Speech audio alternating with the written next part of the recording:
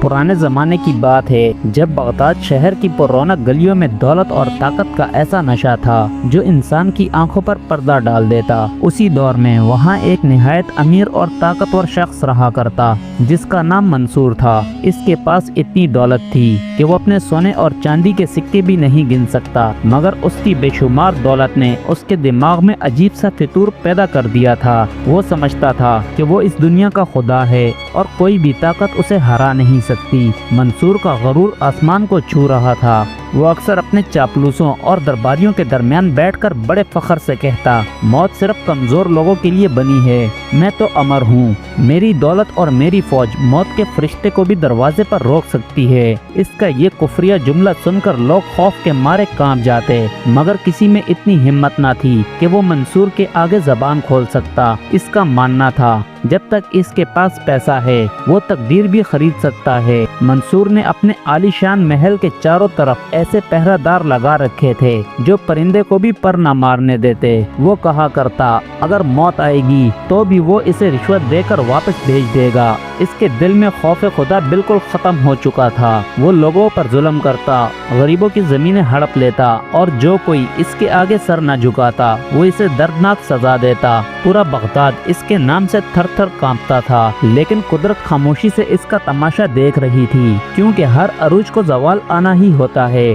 ایک دن منصور اپنے پورے لاؤ لشکر کے ساتھ شہر کے مرکزی بازار سے گزر رہا تھا۔ لوگ اس کی سواری کو آتا دیکھ کر راستے سے ہٹ جاتے اور خوف کے مارے زمین پر سر جھکا لیتے۔ منصور اپنی شان و شوکت پر مسکراتا ہوا آگے بڑھتا رہا۔ اچانک اس کی نظر سڑک کے کنارے بیٹھے ایک بوڑھے اور کمزور شخص پر پڑی۔ وہ بزرگ پھٹے پرانے کپڑوں میں ملبوس تھے اور اپنی ہی دھن میں مگن تھے۔ نہ انہوں نے منصور کی طرف دیکھا اور نہ ہی اس کے آگے سر جھکایا۔ یہ دیکھ کر منصور کا خون کھول اٹھا۔ آج تک کسی نے اس کی شان میں ایسی گستاخی کرنے کی جرأت نہ کی تھی۔ اس نے اپنے گھوڑے کو وہیں روکا اور غصے سے چیخ کر بوڑھے سے کہا، اے فقیر، کیا تجھے نظر نہیں آتا کون گزر رہا ہے؟ بغداد کا سب سے طاقتور انسان جو خود کو خدا ہونے کا دعویٰ کرتا ہے تیرے سامنے ہے اور تو یوں بیٹھا ہے۔ لیکن وہ بوڑھا بالکل خاموش رہا، جیسے منصور کی اس کی نظر میں کوئی حیثیت ہی نہ ہو۔ منصور کا غصہ اب حد پار کر چکا تھا۔ اس نے تلوار نکالی اور بوڑھے کے سر پر رکھ کر کہا، اگر تو اپنی جان کی سلامتی چاہتا ہے تو ابھی میرے قدموں میں گر جا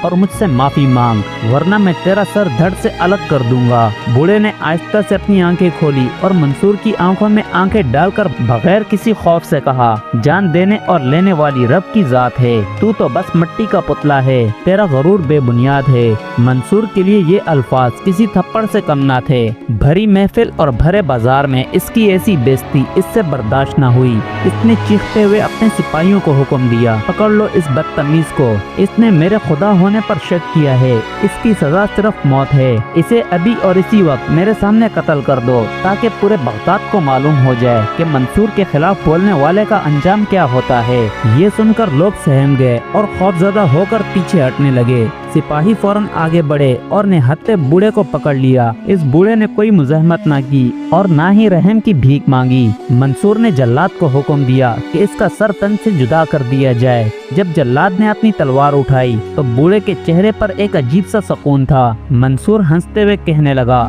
دیکھ لو کہاں ہے وہ طاقت جو تجھے بچائے گی، آج تیری موت میرے ہاتھوں لکھی جا چکی ہے۔ مرتے وقت اس بوڑھے نے منصور کی طرف دیکھا اور بلند آواز میں کہا، اے منصور، تو آج اپنی طاقت کے نشے میں مجھے مار رہا ہے، مگر یاد رکھنا تقدیر کا لکھا مٹ نہیں سکتا۔ جس طرح تو نے بے گناہ میرا خون بہایا، تیرا انجام مجھ سے بھی بدتر ہوگا۔ تیری موت ایسی ہوگی کہ دنیا صدیوں تک یاد رکھے گی اور تجھے پانی کا ایک قطرہ تک نصیب نہ ہوگا۔ اس بد دعا کے ساتھ ہی جلاد کی تلوار چل پڑی اور اس نیک بوڑھے کا سر تن سے جدا ہو گیا۔ خون سڑک پر پھیل گیا، مگر منصور زور زور سے ہنسنے لگا۔ اس نے کہا، دیکھا یہ بوڑھا مر گیا مگر میرا کچھ نہیں بگاڑ سکا۔ یہ بد دعائیں تو صرف کمزور لوگوں کا ہتھیار ہوتی ہیں۔ منصور وہاں वहाँ से चला गया, मगर उसे खबर ना थी उस बूढ़े के आखिरी अल्फाज फिजा में ठहर चुके थे। इसकी तकदीर ने अपना खेल शुरू कर दिया था। कहानी बस अब शुरू ही हुई थी। इस बूढ़े को कत्ल करने के बाद मंसूर अपने महल वापस लौटा। इसका दिल अब भी तकब्बुर से भरा हुआ था। इसने अपने साथियों से कहा, देखो मैंने फकीर को मार दिया और आसमान नहीं टूटा, ये सब डराने वाली बातें हैं। इसी रात इसने बड़ा जश्न मनाया और शराब के नशे में इस बूढ़े की बद्दुआ का मजाक उड़ाता रहा। लेकिन कुदरत ने इसके लिए जो जाल बुन रखा था वो इसकी समझ से बहुत दूर था। महल की दीवारें अगरचा बुलंद थी, मगर तकदीर के वार को रोकने के लिए नाकाफी थी। रात गहरी होती गई, जश्न खत्म हो गया। मंसूर अपने मखमली बिस्तर पर सोने के लिए लेटा, मगर नींद इसकी आंखों से कोसों दूर थी। जैसे ही वो आंखें बंद करता, इसे उस बूढ़े के खून से लिथड़ा हुआ चेहरा दिखाई देता और कानों में वही अल्फाज गूंजते, तुझे पानी का कतरा भी नसीब ना होगा। वो घबरा कर उठ बैठता। कमरे में ठंडक थी, फिर भी उसका जिस्म पसीने से तर था। इसके दिल में पहली बार एक अजीब सी बेचैनी और खौफ ने दस्तक दी। अगली सुबह होते ही इसे एक शाही पैगाम आया। बगदाद के बादशाह ने मंसूर को एक जरूरी मुहिम के लिए तलब किया था। उसे एक दूर दराज रेगिस्तानी इलाके में बगावत को कुचलने के लिए जाना था। मंसूर खुश हो गया। इसने सोचा कि ये अपनी ताकत दिखाने का बेहतरीन मौका है। इसने फौरन अपने सबसे बेहतरीन फौज को तैयार करने का हुक्म दिया। इसे लगा वो अपने लश्कर के साथ जाएगा और फतह हासिल कर लेगा और मजीद इज्जत और शोहरत लेकर वापस आएगा। सफर की तैयारियां बड़े पैमाने पर शुरू हो गई। मंसूर ने अपने लिए बेहतरीन अरबी घोड़ा, खाने पीने के बेशुमार सामान और पानी के बड़े बड़े मशकीज़े रखवा लिए। वो हर मुमकिन चीज साथ ले जा रहा था ताकि रास्ते में इसे किसी किस्म की तकलीफ ना हो। इसने हंसते हुए अपने वजीर से कहा, रेगिस्तान की धूप मेरा क्या बिगाड़ लेगी, मेरे पास दौलत है, मैं साया भी खरीद लूंगा और पानी के चश्मे भी साथ लेकर चलूंगा। इसकी अकड़ अब भी बरकरार थी। लाओ लश्कर के साथ मंसूर शहर से रवाना हुआ। इब्तदा में सफर बहुत शानदार था। इसके आगे पीछे नौकर चाकर दौड़ रहे थे और सर पर रेशमी शमियाना तना हुआ था। लेकिन जैसे जैसे वो आबादी से दूर होकर वीरान रेगिस्तान की तरफ बढ़ते गए, फिजा बदलने लगी। हवा में अजीब सी खुश्की आ गई और सूरज आग बरसाने लगा। ये वो रास्ता था जहाँ दूर दूर तक रेत के सिवा कुछ नजर नहीं आता। परिंदे भी इस इलाके के ऊपर से गुजरने से डरते। चलते चलते दोपहर हो गई और गर्मी की शिद्दत बढ़ने लगी। अचानक मौसम ने एक खौफनाक करवट ली।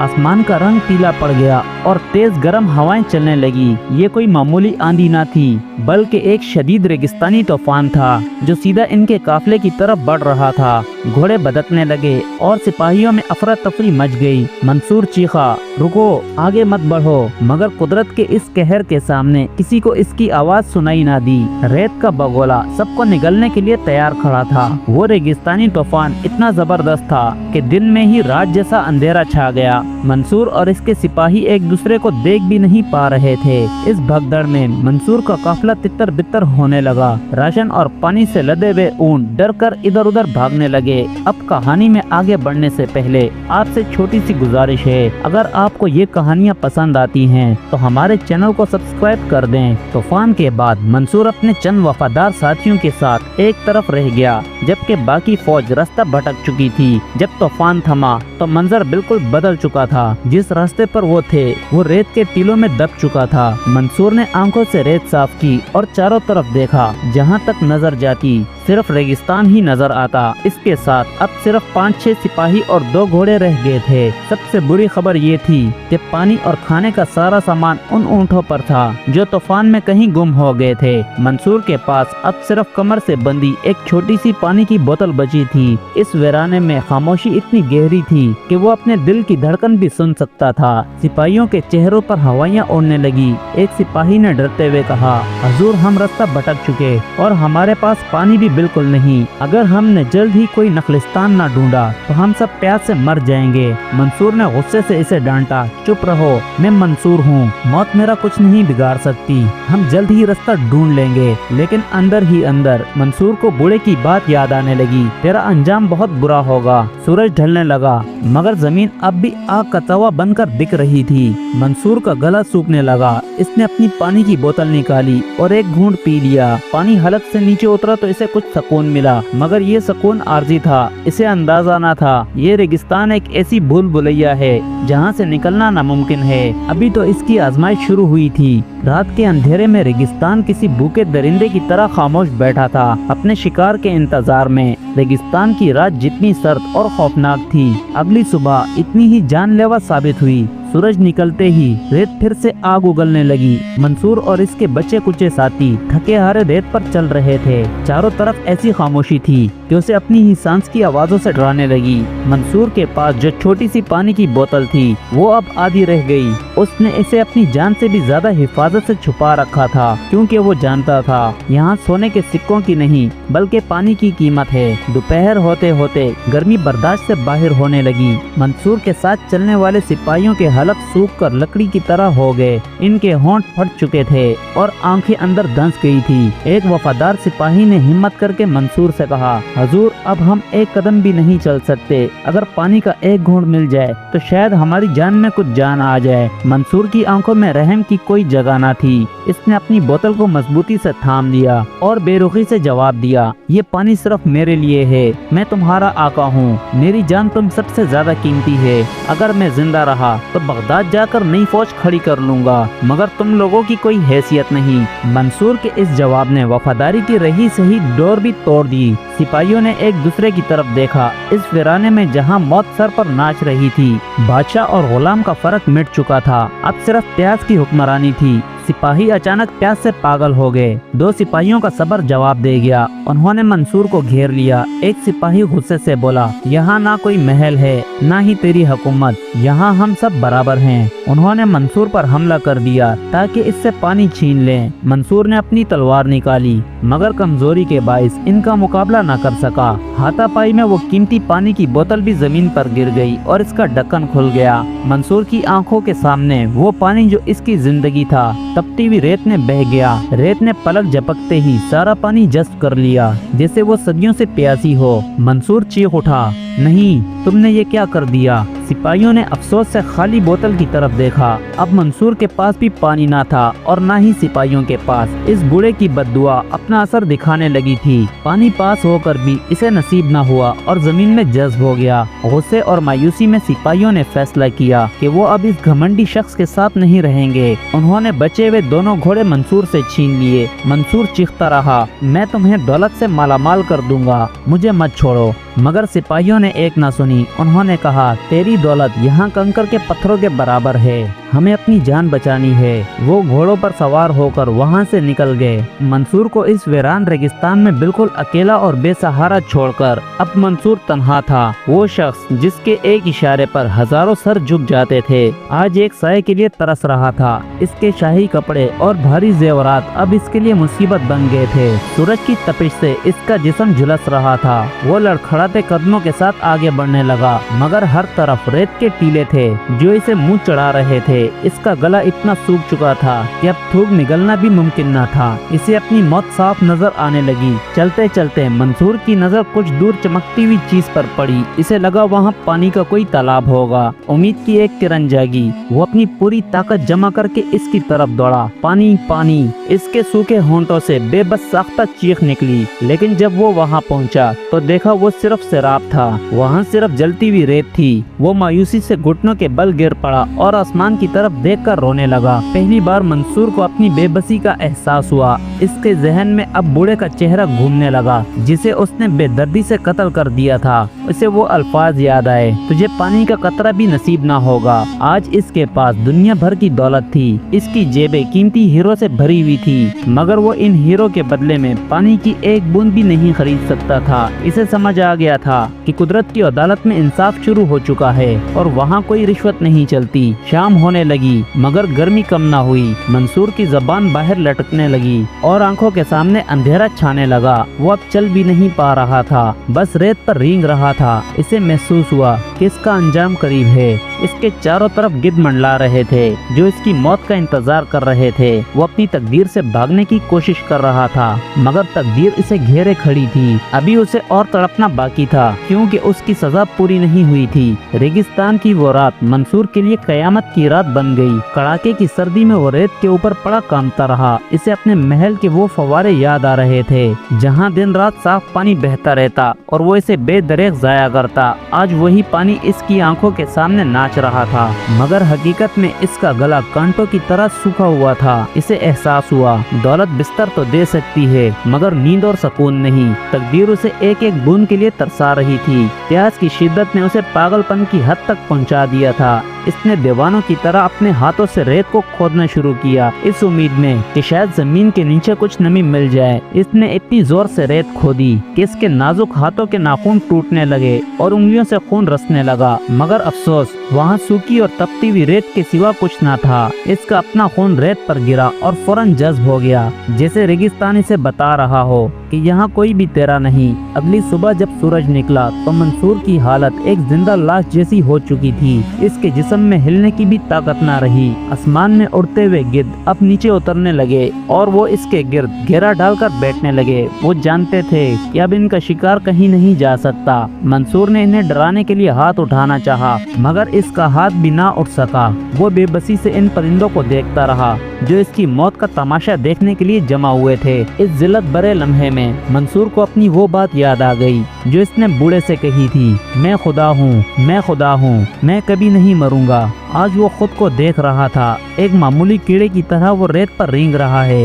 इसका सारा गरूर और सारी अकड़ रेत में मिल चुकी थी। इसे समझ आ गया था वो कोई खुदा नहीं बल्कि एक कमजोर इंसान है जो एक घूंट पानी का मोहताज है। कुदरत ने इसका गरूर चकनाचूर कर दिया था। उसी लम्हे उसे दूर अफक पर कुछ धुंधली और परछाइयां नजर आई। शायद कोई काफिला वहाँ से गुजर रहा था। मंसूर की बुझती हुई आंखों में उम्मीद की आखिरी चिंगारी जाग गई। इसने मदद के लिए चीखना चाहा, मगर उसके गले से आवाज ही ना निकली। इसका हलक इतना सूख चुका था कि इसकी आवाज घट कर रह गई। इसने हाथ हिलाया, कपड़ा हिलाया, मगर वो काफिला बहुत दूर था। वो लोग इसे देख न सके और अपनी मंजिल की तरफ बढ़ गए। उम्मीद के टूटने का दर्द मौत से भी ज्यादा हौलनाक था। मंसूर ने अपनी जेब में हाथ डाला और बेशकीमत के हीरो की थैली निकाली। ये वही हीरे थे जिनके लिए इसने न जाने कितने बेगुनाहों का खून बहाया था। इसने वो चमकते पत्थर अपनी हथेली पर रखे और जोर से हंसा, एक खौफनाक और बेआवाज हंसी। इसने वो सारे हीरे रेत पर फेंक दिए और बड़बड़ाया, ये कंकरियां,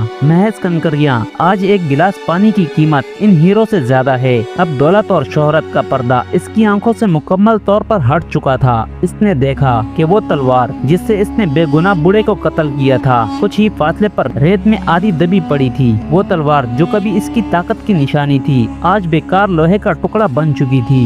मंसूर को अब बूढ़े का वो जुमला याद आया, तेरा हाल मुझसे भी बुरा होगा। वाकई वो बूढ़ा एक लम्हे में शहीद हो गया, मगर मंसूर पल पल मर रहा था। दोपहर की धूप अब इस पर अपना आखिरी वार करने वाली थी। मंसूर ने जिंदगी में पहली बार अपने दिल में एक अजीब सा खौफ महसूस किया, अल्लाह का खौफ। इसने आसमान की तरफ देखा और दिल ही दिल में माफी मांगने की कोशिश की, या खुदा मुझे बस थोड़ा सा पानी दे दे। इसने मिन्नत की, लेकिन तौबा का दरवाजा शायद अब बंद हो चुका था। इसने अपनी पूरी जिंदगी में जो जुल्म किए थे आज वो सब इसके सामने दीवार बनकर खड़े हो गए। इंसाफ का तराजू बराबर हो रहा था। इसकी सांसें अब उखड़ने लगी, आंखों के सामने अंधेरा छाने लगा। इसे लगा जैसे कोई इसके कानों में कह रहा हो, मंसूर कहाँ है तेरी फौज, कहाँ है तेरी हुकूमत जो मौत को रोक सकती है। वो चाहकर भी अपनी आंखें बंद नहीं कर पा रहा था। इसका मुंह खुले का खुला रह गया, जैसे वो अब भी पानी की भीख मांग रहा हो। इसके होंठों पर रेत जम चुकी थी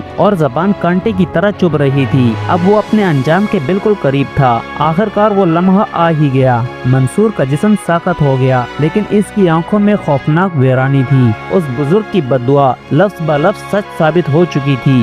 बगदाद का वो अमीर तरीन शख्स जो खुद को खुदा कहा करता था आज खुले आसमान के नीचे प्यासा तड़प तड़प कर मर गया। इसके चारों तरफ कीमती हीरे बिखरे पड़े थे, मगर इसे कफन तक नसीब न हुआ। रेगिस्तान की रेत ने खामोशी से इस कहानी को अपने दामन में समेट लिया ताकि वो आने वालों के लिए इबरत बन सके। मंसूर की सांसें थम चुकी थी। रेगिस्तान की खामोशी में इसकी अकड़ हमेशा के लिए दफन हो गई। इसके बेजान जिस्म के पास कई कीमती हीरे और जेवरात बिखरे पड़े थे, जिन्हें पाने के लिए लोग अपनी जान तक दे देते हैं। मगर अफसोस, वो चमकते पत्थर इसकी प्यास बुझाने के काम ना आ सके। मौत ने इसे बता दिया था कि दुनिया की सबसे बड़ी दौलत सोना चांदी नहीं बल्कि जिंदगी की चंद सांसें और पानी का एक घूंट है जिसकी कोई कीमत नहीं। कहानी में सबसे खौफनाक मोड़ तब आया जब मंसूर की आंखें बंद हुई। कुदरत का खेल देखिए, जिस पानी के लिए वो तड़प तड़प कर मरा, इसकी मौत के चंद ही लम्हों के बाद आसमान पर काली घटाएं छाने लगी।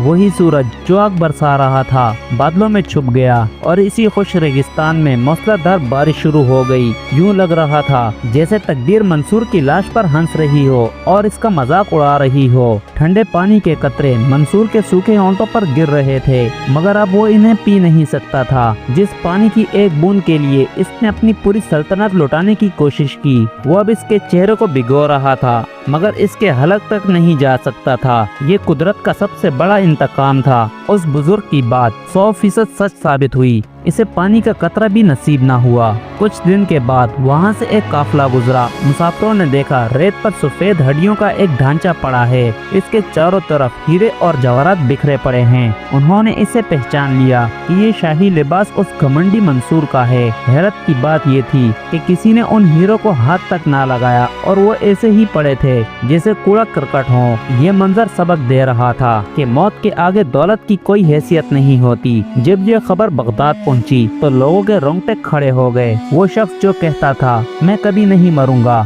आज उसकी लाश को जानवर खा चुके थे और हड्डियां रेगिस्तान की धूल बन चुकी थी। इसका आलीशान महल और इसकी फौज, इसका खजाना वहीं का वहीं रह गया। लोगों ने जान लिया कि तकब्बुर का अंजाम हमेशा बुरा होता है और तकदीर से लड़ना इंसान के बस की बात नहीं। दोस्तों, उम्मीद करता हूँ आपको आज की ये स्टोरी पसंद आई होगी। अगर आपको ये स्टोरी पसंद आई हो तो हमारे चैनल मॉरल स्टोरी को सब्सक्राइब करें, लाइक करें, शेयर करें और बेल आइकन दबाना ना भूलें ताकि आने वाले मजीद दिलचस्प और पुराने किस्से आप तक जल्द से जल्द पहुँचते रहें।